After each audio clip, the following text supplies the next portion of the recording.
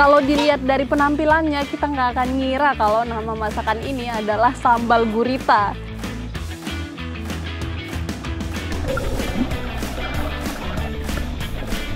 Ini ambilnya pun kita juga harus berhati-hati karena dia berbisa.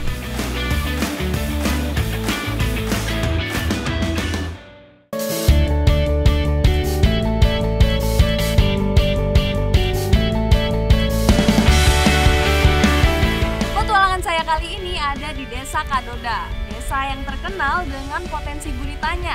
Dan bersama para nelayan setempat, hari ini saya akan mencari gurita dengan cara tradisional mereka. Masyarakat di sini sebagian besar adalah nelayan yang menggantungkan hidup dari sumber daya laut. Dari banyaknya potensi laut, gurita menjadi biota yang cukup menjanjikan. Pokoknya kalau mancing gurita itu umpannya harus heboh. Ini dia satu alatnya, namanya kepiting yang ini ya Pak. Yang ini kepiting, ya ini ada aksen-aksen besi-besinya gini supaya merefleksikan cahaya di dalam air. Jadi gurita itu tertarik. Nah satu lagi, ini unik nih. Nah ini kayaknya DIY juga bisa. Ini namanya adalah gara-gara dan memang dibentuk seperti gurita. Nah nanti gurita juga penasaran ya Pak sama ini. Yuk, Bapak biasanya pakai yang mana? Yang paling banyak dapat? Pakai kepiting. Oke, kalau gitu saya pinjam kepitingnya ya Pak. Bapak pakai gara-gara. Saya akan berburu gurita menggunakan replika kepiting dari potongan sendok. Sementara Bapak nelayan memakai gara-gara. Umpan serupa badan gurita dengan rumbai-rumbai untuk menarik perhatian gurita yang bersembunyi di terumbu karang.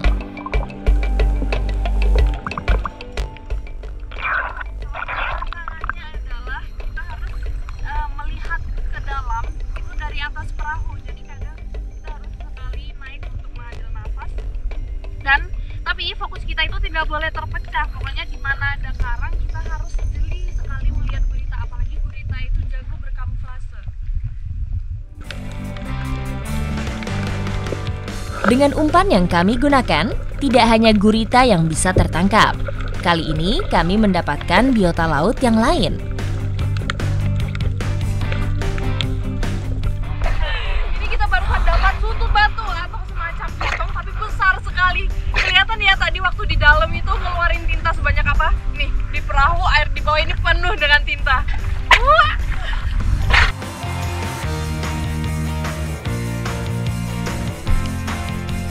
Sotong sekilas mirip dengan cumi-cumi dengan ukuran lebih besar.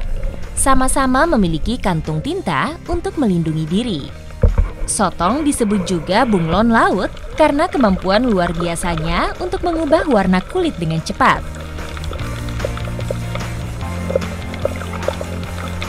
Ketika umpan tidak membuahkan hasil, nelayan juga sering menggunakan tombak untuk mencari gurita di area terumbu karang yang dangkal. Akhirnya, perburuan membuahkan hasil. Sama halnya seperti sotong, gurita juga mempunyai tinta sebagai bentuk pertahanan diri. Memang ya, ini kalau udah nemuin lubangnya gurita dan udah ngeliat guritanya tapi dipancing pakai cara apapun belum dapat juga. Cara satu-satunya itu untuk nyelam dan ditombak. Hasilnya nih dapet deh.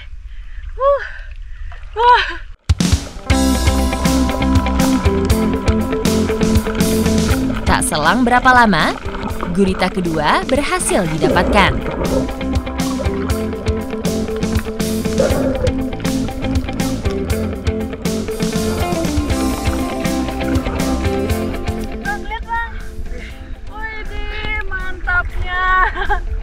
Buat dapetin gurita ini dari tadi lumayan effort karena harus buka-buka batu segala baru dapet dia. Nah, tadi dapet di kedalaman kurang lebih 7 meter ya Bang? Ya. Dan kalau lagi terang kayak gini langitnya, memang gurita itu suka sembunyi di bawah batu, baru biasanya kalau malam keluar untuk mencari makan. Gurita yang didapatkan berbobot kurang lebih 1 hingga 2 kg, ukuran yang sesuai untuk ditangkap. Jika mendapat ukuran kecil, nelayan biasanya akan merilisnya kembali. Wih, mantap ya, Bang? Iya, mantap. Ini dalam waktu kurang dari 2 jam saja sudah dapat 3 tangkapan besar, yaitu 1 sotong dan 2 gurita. Nah, ini tapi udah termasuk lumayan karena nelayan di Kadoda ini sedang menjaga wilayah tangkapan gurita. Jadi dalam jangka panjangnya supaya bisa dapat terus.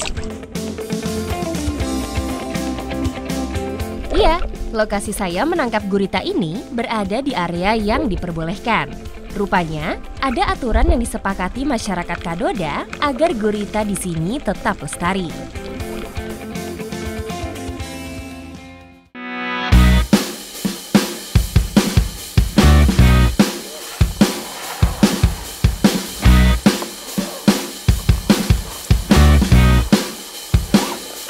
Warga di Desa Kadoda punya cara tersendiri untuk tetap menjaga keberadaan gurita. Nah, ini sekarang kita melakukan salah satu cara untuk menjaga supaya ekosistem gurita juga masih tetap terjaga di sini.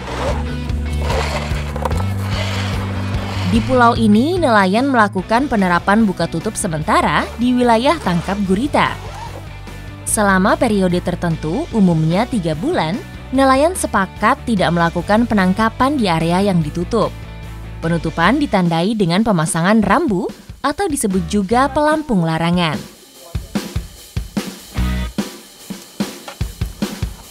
Wah, makin ramai yang datang ya, Pak? Iya. Wah, jadi ini memang kolaborasi ya antara kelompok nelayan untuk saling menjaga. Jadi yang untung itu nanti semuanya merasakan. Penutupan area dilakukan setelah pemetaan, diskusi bersama, hingga musyawarah di tingkat desa. Tujuannya untuk memberi jeda agar gurita bisa tumbuh dan berkembang.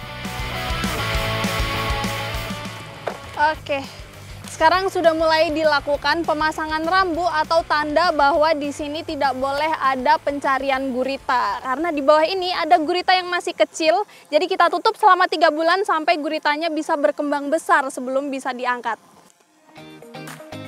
Kegiatan ini sudah dijalani beberapa tahun terakhir. Terbukti, hasil tangkapan gurita pada saat dibuka bisa mencapai ratusan kilogram dengan bobot lebih besar. Nah, ini pelampung terakhir yang dipasang dan di seluruh perairan Desa Kadoda ini masyarakat punya 7 titik untuk pencarian gurita. Nah, saat salah satunya ditutup seperti ini selama 3 bulan ke depan, itu bukan berarti warga tidak bisa mencari gurita sama sekali karena di titik-titik lainnya itu masih diperbolehkan untuk dilakukan pencarian.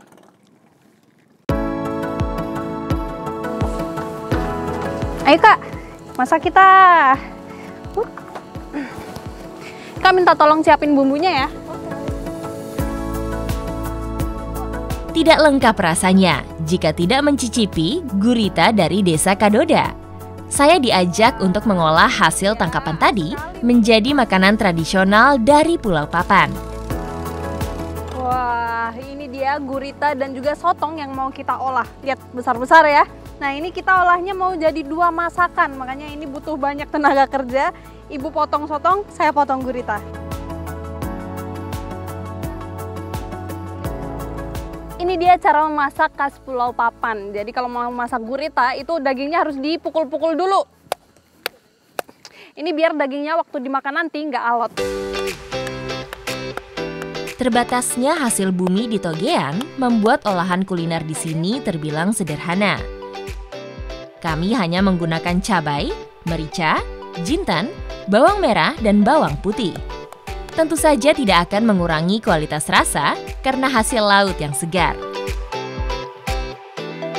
Sebelum mulai dimasak, gurita harus direbus dulu supaya tidak alot saat disantap. Selanjutnya, tumis bumbu, lalu masukkan yaitu guritanya. Ini pokoknya nggak boleh gosong. Wah, boleh Bu.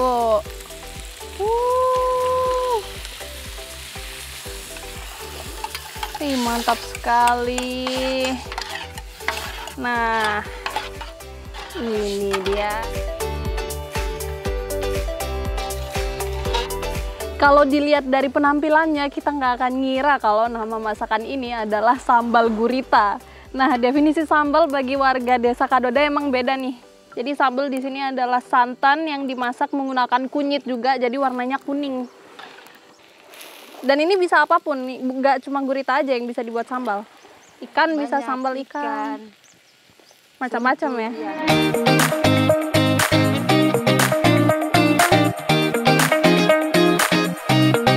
Untuk sotong dibuat dengan menu berbeda, yaitu sotong taruh tinta. Dinamakan demikian karena dibuat dengan campuran tinta hitamnya. Tinta ini akan memberi tambahan rasa gurih pada masakan. Oke, sedikit lagi Bu, bentar. Ini kuahnya juga enak ya. Oke, kita kasih juga. Yap, semuanya sudah matang dan sekarang saatnya kita makan. Ayo Bu.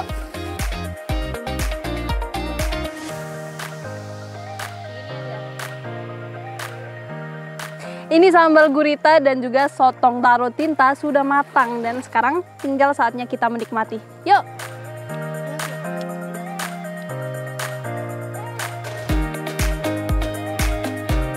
Ini dia sisi positif dari kita menjaga ekosistem yang ada di sekitar kita, khususnya di Desa Kadoda menjaga tempat tinggalnya gurita. Jadi memang gurita ini di sini selain menjadi penggerak ekonomi, kita jadi bisa makan makanan enak kayak gini.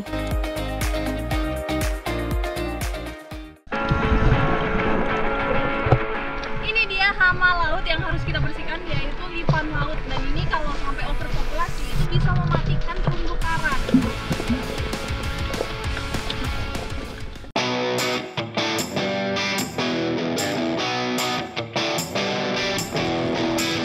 Tidak hanya dari Taman Nasional Kepulauan Togean, menjaga ekosistem bawah laut Desa Kadoda juga menjadi tanggung jawab warga. Kali ini saya akan mengikuti pembersihan karang bersama para nelayan. Di Desa Kadoda, warganya sangat berperan aktif dalam menjaga keberlangsungan terumbu karang yang ada di sini. Salah satunya dengan cara menghilangkan hama laut.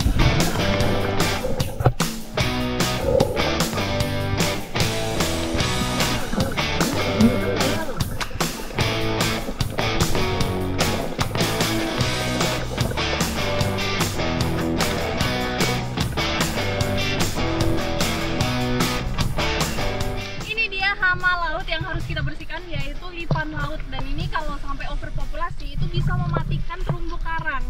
Ini ambilnya pun kita juga harus berhati-hati karena dia berbisa. Kalau bisa jangan sampai kena ya. Makanya pakai sapitan yang dari bambu ini.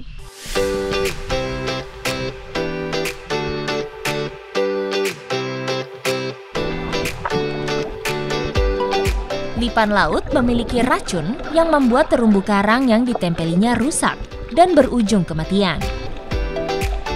Biota ini memiliki duri yang bisa menyebabkan nyeri dan demam pada manusia, sehingga pembersihan lipan laut dilakukan menggunakan alat bantu. Meskipun kita baru dapat 2 lipan laut dan itu nggak banyak, tapi bisa dilihat kondisi terumbu karang di bawah kita ini emang banyak sekali yang mati. Makanya harus diperiksa secara berkala untuk diambil lipan lautnya dan dibersihkan. Pengumpulan lipan laut dilakukan di perahu untuk menghindari lipan terkena air laut. Tujuannya mencegah lipan mengeluarkan larva dan regenerasi menjadi utuh kembali. Bisa dilihat ya tadi gimana dia menempel sekali ke terumbu karang. Untuk mengambilnya pun saya hampir kehabisan nafas karena begitu lengketnya sampai susah untuk ditarik.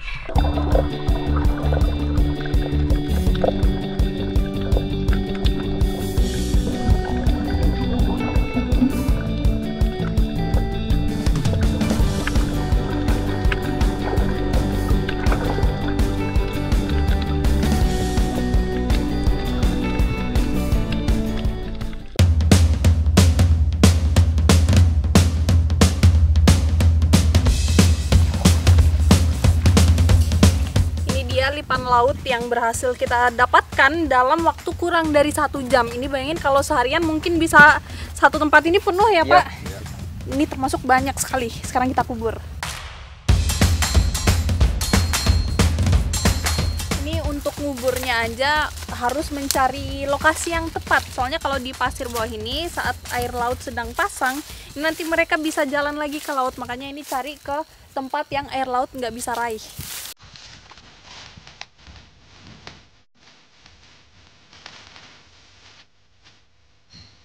Cukup ya? Tak, minta tolong limpannya.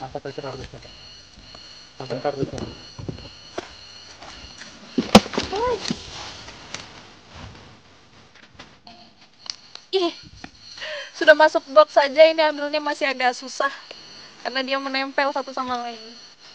Oke, sekarang kita kuburin limpan lautnya karena memang ini salah satu cara untuk memusnahkan hama ini. Apalagi di lautan nggak ada yang makan dia ya Pak? Iya ya. Jadi ini cara yang masuk akal untuk membersihkan lautan dari hama.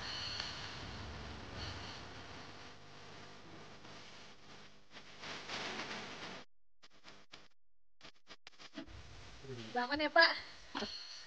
Hari ini saya turut bangga karena bisa berkontribusi membersihkan lautan dari hamanya bersama para nelayan setempat. Dan semoga dengan kegiatan ini, julukan The Coral Triangle untuk Kepulauan Togean masih bisa menggema bagi seluruh dunia.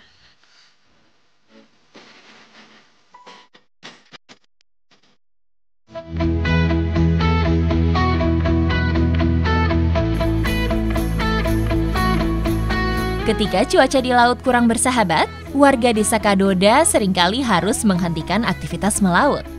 Saat inilah mereka memanfaatkan lahan kering di seberang pulau sebagai tempat mencari sumber makanan. Jadi warga di desa Kadoda saat mereka tidak melaut atau mencari bahan pangan di laut karena ombak besar ataupun musim angin, mereka tuh mencari alternatif sumber pangan di kebun yang ada di seberang pulau. Dan disinilah kebunnya. Ini isinya macam-macam. Kita lihat nanti dapat apa aja. Sumber pangan yang akan kami ambil yaitu daun suka yang biasa dijadikan sayur.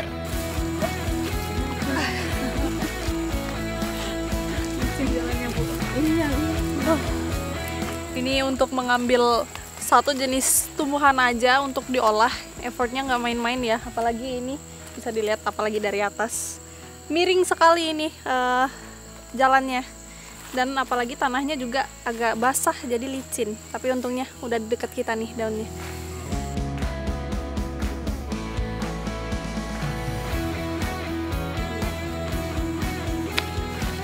Ini dia daun yang kita ambil. Ini namanya daun suka. Iya Bu, betul ya. Daun suka ini kita ambil bagian yang muda-mudanya aja atau di bagian pucuk-pucuknya. Dan biasanya ini kalau sama warga di desa sini itu suka disayur. Makanya kita ambilnya cukup banyak ya. Sekilas, daun suka mirip seperti daun melinjo. Ketersediaannya sangat melimpah, tapi warga hanya mengambil secukupnya. Dari macam-macam tanaman yang ada di kebun ini, memang salah satu yang suka dicari ini tumbuh dengan liar, seperti daun sukah ini. Nah, ini makanya bisa dilihat tempatnya itu ada di kemiringan dan ini besar sekali pohonnya. Makanya buat ambilnya pun agak kesusahan kita.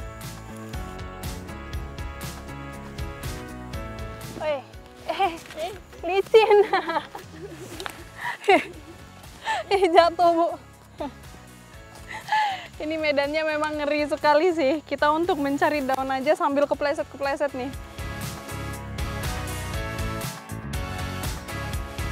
Ini memang jalurnya itu sangat curam. Ini bisa dibilang 45 derajat kemiringannya. Dan yang bikin sulit selain tanahnya licin ya, ini nggak ada pegangan untuk kita bisa pegangan dengan aman. Daun suka sudah kami dapatkan. Kami kembali ke rumah untuk mengolahnya. Ini sekarang kita sedang menyiapkan perbumbuan untuk membuat daun suka di santan. Ini ada pisang yang lagi direbus, Bapak menyiapkan santan, kemudian Ibu memotong daun sukanya, saya ngulek bumbunya. Bumbunya terbilang sederhana. Hanya cabai merah, cabai rawit, bawang merah, dan garam yang dihaluskan. Langsung direbus. Wah. Selanjutnya santan direbus, masukkan bumbu dan pisang sebagai campurannya. Menu ini salah satu inovasi warga sehingga bisa ditambah dengan lauk apapun. Tunggu sampai mendidih, sayur suka siap disantap.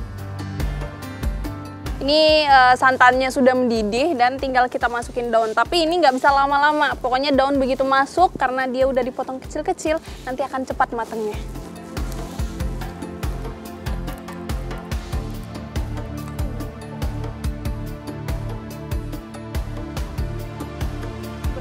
Warga di Desa Kadoda ini memang luar biasa sekali sumber daya alamnya. Buktinya saat tidak bisa melaut karena cuaca buruk, nah mereka pun bisa memanfaatkan tumbuhan-tumbuhan liar dari kebun yang ada di seberang untuk dimanfaatkan menjadi makanan sehari-hari. Nih, daun suka aja bisa menjadi olahan yang enak sekali.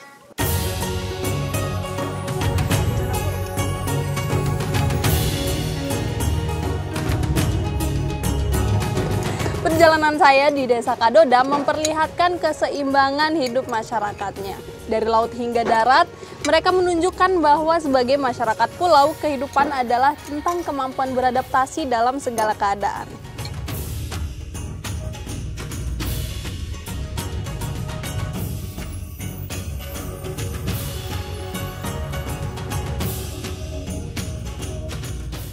Dari tadi sudah terlihat memang di dasar laut di sini itu kita nggak ngeliat pasirnya sama sekali karena semuanya penuh dengan terumbu karang yang cantik-cantik.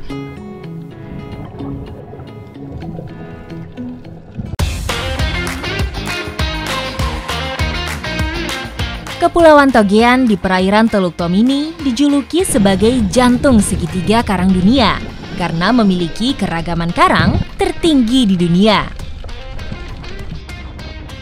Togean ini masuk ke dalam Coral Triangle atau segitiga koral dengan keanekaragaman laut yang luar biasa. Hari ini saya bersama Pak Fahdi dari Taman Nasional Kepulauan Togean akan menyelam untuk mengecek transplantasi karang sekaligus menikmati keindahan karang yang ada di sini.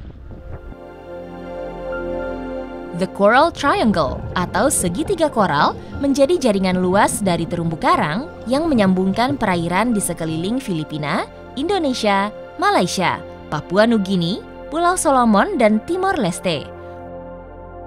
Namanya begitu menggema hingga ke mancanegara karena keberadaan berbagai jenis terumbu karang yang terjaga baik dengan ribuan spesies laut di dalamnya. Kali ini, kami akan menyelam di Reef 4 di Pulau Malenge, sekitar 30 menit dari Pulau Papan. Di Indonesia, Taman Nasional Kepulauan Togean menjadi satu-satunya lokasi yang mempunyai 4 lingkungan terumbu karang. Atol, terumbu tepi atau fringing reefs, penghalang atau barrier, dan karang tompok atau patch reef. Kami menyelam di kedalaman 10 meter dan melihat keberadaan spons laut beraneka ragam ukuran dan bentuk. Spons merupakan biota laut yang hidup menetap di dasar perairan, memiliki peran yang cukup penting di dalam ekosistem terumbu karang. Keberadaan karang ini menjadikan Kepulauan Togean sebagai ekosistem terumbu karang yang sangat penting. Betul-betul istimewa penyelaman kali ini. Bisa melihat langsung biota laut Kepulauan Togean yang masih terjaga dengan baik. Masalah keindahannya emang nggak usah dilakuin lagi ya Pak. Tapi ini ada satu lagi yang belum kita lihat, yaitu transplantasinya. Jauh nggak lokasinya dari sini? Ya lumayan dekat. Lumayan dekat ya. Soalnya kalau tadi yang kita lihat itu kedalamannya sekitar kurang lebih 10 meter, tapi kalau untuk lokasi transplantasi karangnya itu nggak terlalu dalam. Transplantasi bertujuan untuk merehabilitasi dan memulihkan terumbu karang dari kerusakan. Kondisi transplantasi karang sekitar 85% hidup. Ada yang berumur 1 dan 2 tahun. Terumbu karang merupakan sumber kehidupan di bawah laut. Disinilah awal mula rantai makanan bagi biota air. Tadi sudah terlihat memang di dasar laut di sini itu kita nggak ngeliat pasirnya sama sekali karena semuanya penuh dengan terumbu karang yang cantik-cantik. Tapi memang ada beberapa yang masih sehat, tapi kondisinya sudah terkikis atau rusak. Itu salah satu efek dari bom, bisa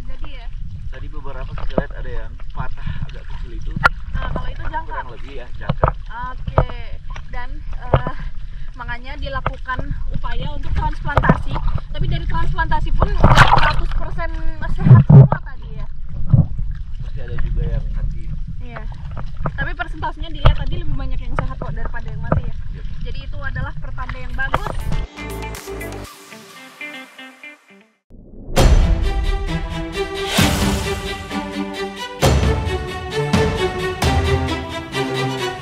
Selain menjaga ekosistem laut, tugas petugas Taman Nasional Kepulauan Togean juga melakukan patroli. Dan hari ini saya ikut serta bersama mereka untuk menemui masyarakat yang beraktivitas di kawasan Taman Nasional. Petugas akan mendatangi dan memeriksa dengan teliti, memastikan hasil tangkapan bukan jenis biota yang dilindungi. Termasuk alat tangkapnya, harus yang ramah lingkungan agar tidak menyebabkan kerusakan terumbu karang dan berkurangnya habitat ikan. Oke, jadi ini adalah salah satu proses dalam patrolinya, yaitu kalau bertemu sama nelayan, itu dipanggil dulu awalnya dan dicek dari mulai perahunya, alat-alat yang digunakan, dan juga hasil tangkapannya itu apa saja. Dari situlah nanti bisa diketahui kalau misalnya nelayan ini menggunakan cara yang tidak arif ataupun yang aman-aman.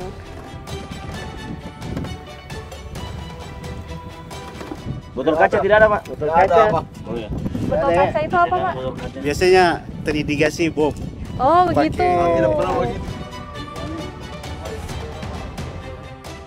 Berarti ini aman ya, Pak? Ya, ini kami sudah periksa aman, Bu. Oh, baik. Tidak ada yang mencurigakan. Siap, Pak. Nah, ini kalau misalnya udah aman semua, dicek tidak ada yang mencurigakan, kita lanjut lagi untuk patroli. Siapa tahu di tempat lain menemukan nelayan-nelayan lain dan kita cek pula mereka. Patroli kembali kami lanjutkan, lebih jauh ke titik di mana potensi ikan lebih besar.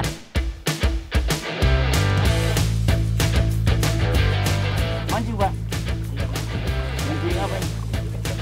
Gurita, ikan. Jangan, ada Pak, jangan.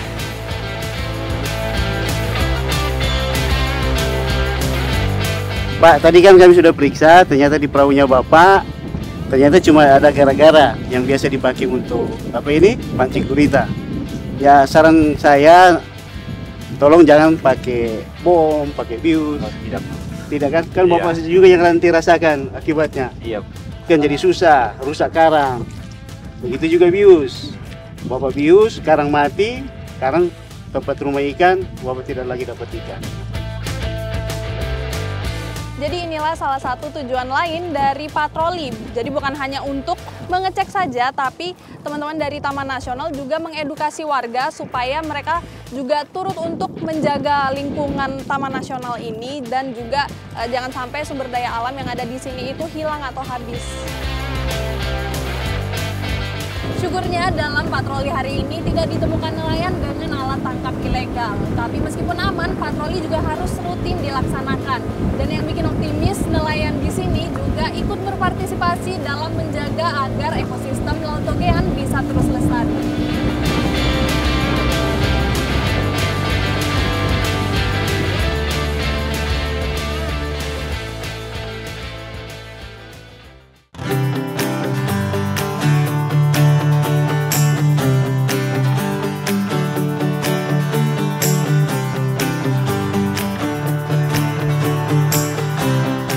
Desa Kadoda punya dua hal yang sulit untuk dilupakan, keindahan alamnya dan juga keramahan warganya yang membuat petualangan saya kali ini semakin berkesan. Ikuti jejak saya, jejak petualang.